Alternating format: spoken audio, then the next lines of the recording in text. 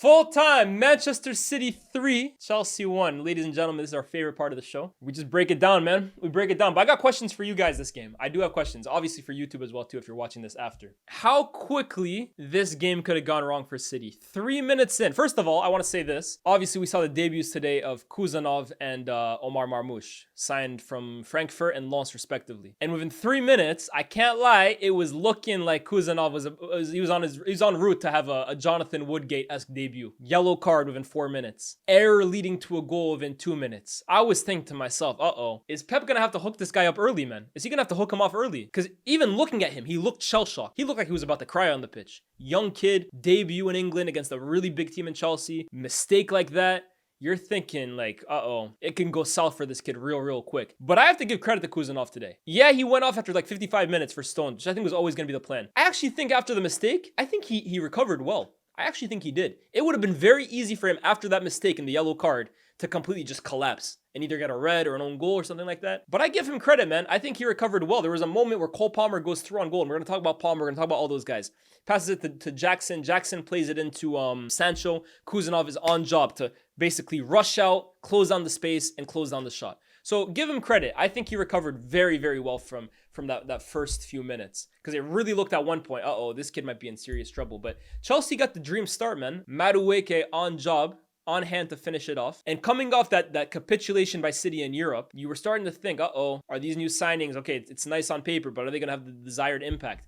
And I really think both of them did. Marmoush, very impressive debut, guys. I think you would all agree with that, right? I think Omar Marmoush genuinely played a very good game today. The finishing touch at times was a little off, and he was caught offside a few times, but I was really impressed with how sharp Marmoush looked. And that's something that we saw at Frankfurt, right? His instincts are very sharp. And he is a good finisher, especially kind of going across goal with his right foot. But I'll be real, he moved me today. He's aggressive. He's very intelligent, got good quick feet. Was put on a free kick at one point. Marmoush, he took free kicks at Frankfurt. They're already trusting him with those as well too. It's a good debut for him, man. And City, they just took care of business today, man. Erling Haaland, this is one of the best center forward performances I've seen from him in a while. In terms of the way he held up the ball, the way he physically kind of dominated the likes of Chalobah and Levi Colwill, ran the channels well, was a threat in the air, was linking up play. At the end, the kind of flick on to Phil Foden to finish off the game. I think Haaland was hugely impressive today. Him and Phil Foden. And these are two players that I've been very critical of this season. Honestly, I've been very critical of both of them because I think for the standards that they've hit and the level in which they've reached, and they are City's two biggest players, I think, especially in this winless run that they were on previous to now, you needed a whole lot more from them. When your team's in a rut, you still need to be able to look at your best players to dig you out of trouble. And I don't think they did it near enough. But today, I thought Haaland and Foden today were very good. There was a period where there's a point in the game where Foden receives the ball in the half turn, spins, and then plays it out wide. Like, that's a Foden specialty in terms of the half turn. Plays it out wide to Gvardiol. Gvardiol, a second time cross into the box. Marmoush is just a little bit late to it. But it's like, okay, now City, they're starting to get into gear, man.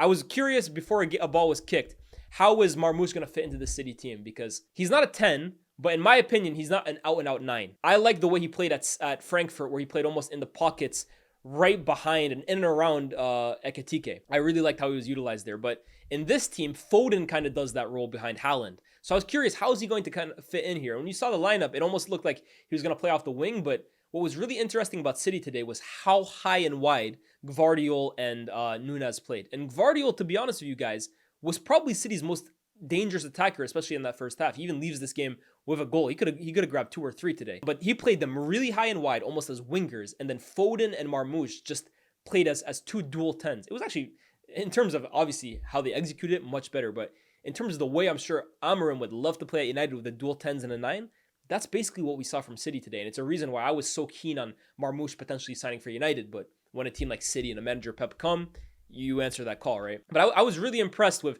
how that front 3 and then the wing backs were kind of utilized, man, because let's be real, Chelsea could not cope. Madueke, a huge reason for why Gvardiol got himself so many chances on goal today is because Madueke just would not track him well enough, bro. He would not follow him well enough. Gvardiol found so much success down that left-hand flank because Madueke was caught sleeping. On the other side, Sancho caught sleeping. And the 2 wingbacks had tremendous success from that. I thought Bernardo Silva today had one of his better games. I think he's had a really disappointing season this year. And I think he's somebody that City needs to move on from by the end of the year. But today, I thought he had a really good game, man. And City in general, for me, they're deserving winners of this game, personally. Yes, the goal they concede in the first 3 minutes is poor. And there's a moment where Cole Palmer goes through on goal at 1-0 to make it 2-0 and potentially change the whole game up, where I think he should have scored. I think he should go for that himself. In my chat, they were saying, well, Jackson was open, right? You have to pass it to him. I hear that, but I think Cole Palmer last season shoots that, and I think he scores it. And I think a player like Cole Palmer in that moment should be confident enough to take that on goal himself. And at that point, that's 2-0, game's done. Doesn't score it. Like I said, Sancho kind of gets the follow-up, he misses, and from there, City were just ruthless. But yeah, back on Bernardo Silva, man. I think Bernardo and Gundogan, both of them. I think for the most part, there wasn't really anyone from City today that I was disappointed by.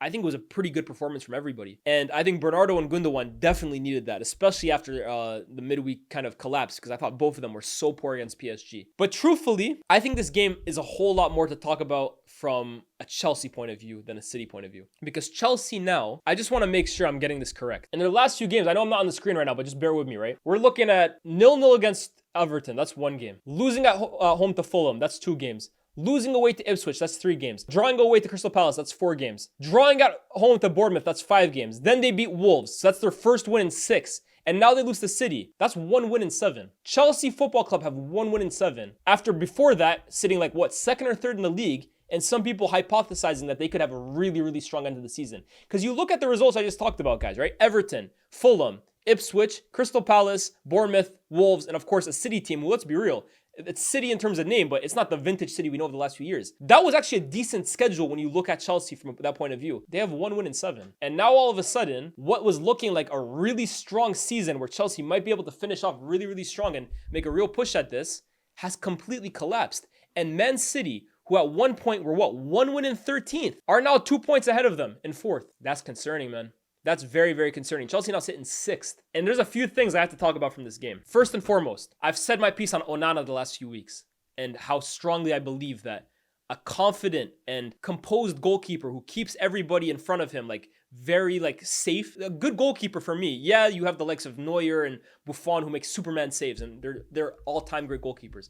But just to even be a good goalkeeper, for me, the main necessity, forget about ball playing, forget about catching ball, forget about all that stuff. Do you kind of emanate a calming influence across your back four? Do they feel safe with you behind them? With Onana, I've always said, if I was a defender playing in front of Onana, I'd be scared shitless that this guy can make a mistake. Robert Sanchez is Onana on crack. He is Onana on crack. You will never, ever, ever, and you know what? I look like an idiot now because I was actually someone who thought Chelsea could last the distance in this kind of thing. I never thought they were going to win the league, but I had them top 3 easy.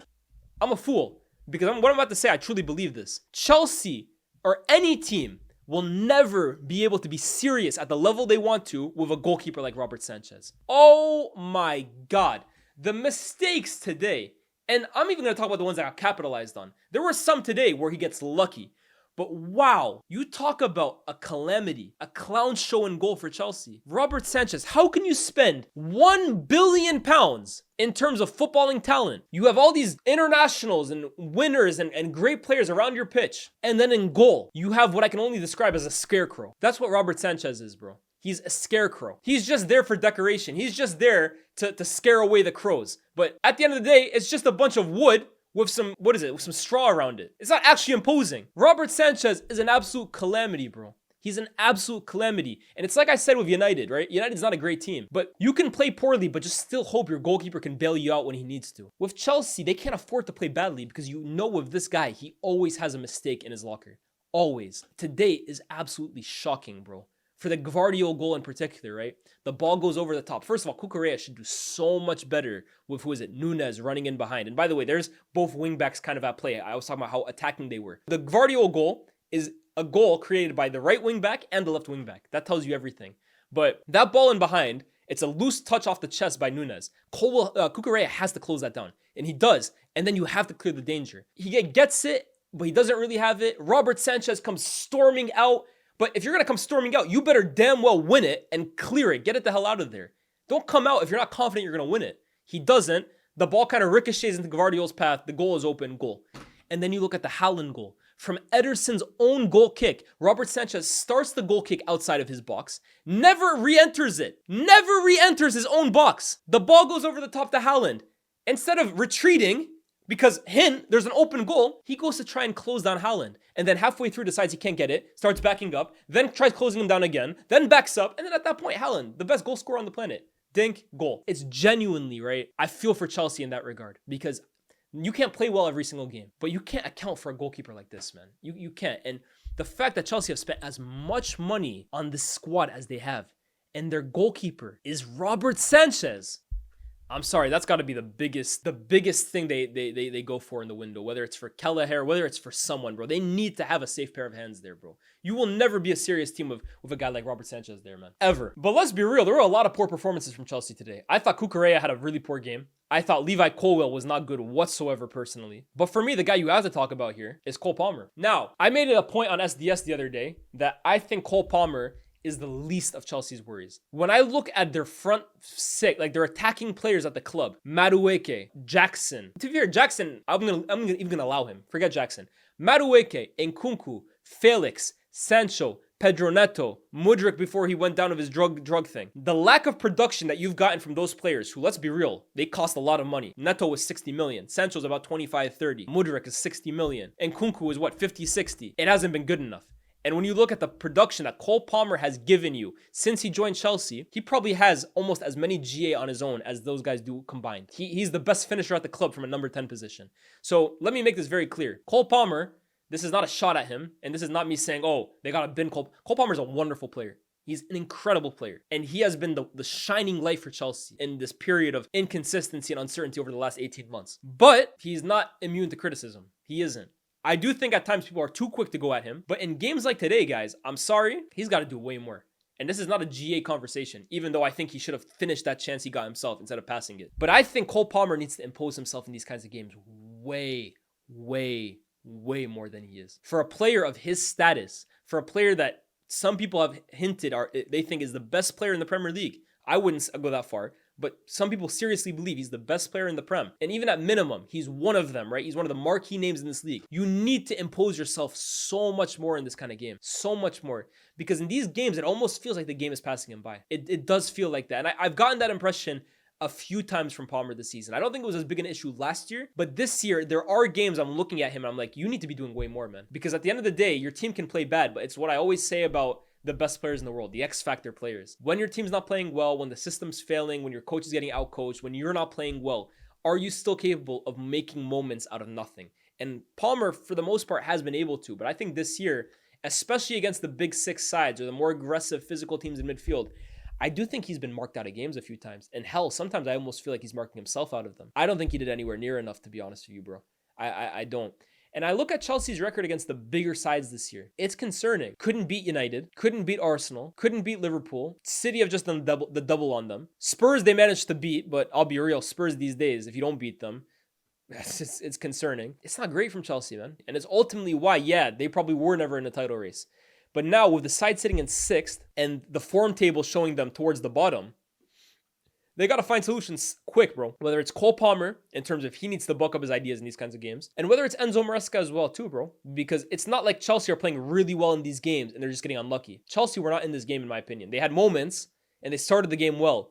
But once City kind of got in their flow this game, there was only going to be one winner. So I'm a little concerned for Chelsea at the moment, man. I am a little concerned. The fact they sit in 6th when a few weeks ago they were so comfortable in this top 4 race. Where do Chelsea finish now? Because look, here's the thing. A lot of Chelsea fans this year got very excited very quick. And I hear it. You guys have been in the mud for the last 2 years. When your team is showing you something to be excited about, get excited by all extents and purposes. By all intent and purposes, excuse me. But did you guys get excited a little too quickly? Like everybody was quoting tweets on Twitter saying, oh, you doubted us, you doubted the project, you doubted these players. Don't go saying all of that and then don't make the top 4. That's all I'm going to say. The objective this year for Chelsea has to be European football. Has to be. I'm under no illusion. Winning the league is unrealistic. And it's not a bad season if Chelsea don't win the league. Of course not. But you have to make the Champions League this year. You have to. Maresca has come out and basically said that the objective by the board, finish in the top 4 or finish whatever top 5 if it makes you Champions League this season. If you don't get that, it's concerning for Chelsea, man. It is concerning. And I'll tell you this as well too. I'm going to make a video on this on my own, right? But when I watch a game like today, I'll tell you what. I don't think to myself, you know what Chelsea really need today? Yeah, they really need to spend 60 million on Garnacho. I'm just saying. Garnacho for 60 million is not what I think Chelsea are necessarily missing. That's all I'm saying. But it's a huge win for City. It's a huge win for City. It's a really nice debut from Marmoush. I'm very impressed with him. And I applaud Khusanov's ability to kind of recover from that early mistake. Let's see with City, because before the PSG game, they went on a nice run. They beat Ipswich. They beat who else? They beat Leicester. They drew to Brentford. Like, they were on a decent unbeaten run. The PSG game knocked a bit of stuffing out of them. This is a big win for them. But if I look at the games that City have coming next, I'm looking at Club Brugge, which, by the way, is a must-win. Arsenal away. Newcastle at home. Liverpool at home. Spurs away. Nottingham Forest away. That's a really tough fixture list on paper. So it's big that they got a win today. But my whole thing with City is like, I know what you guys are capable of. Are you going to give me it? Are you guys going to actually show what you're capable of consistently? Because if City play at their best, if City play like they did today, they can go to any of these teams and give them a game. But if they're just going to go and Bernardo and Gundogan, who were brilliant today, against Arsenal's midfield of Rice and those athletic beasts, just crumble under the pressure, against Liverpool and those athletic beasts of Gravenberch and Szoboszlai, crumble again. Hey, man, it won't mean much. But big up to them, because on a day where Forest have dropped points, Chelsea have clearly dropped points as well, too, it's big for City to get a win. And now they sit fourth for the first time in a while, man. Let's see how it goes. I'd feel hard-pressed to bet against City making the top four. If everyone's fit and firing, they should make it. But we'll see, man. We'll see.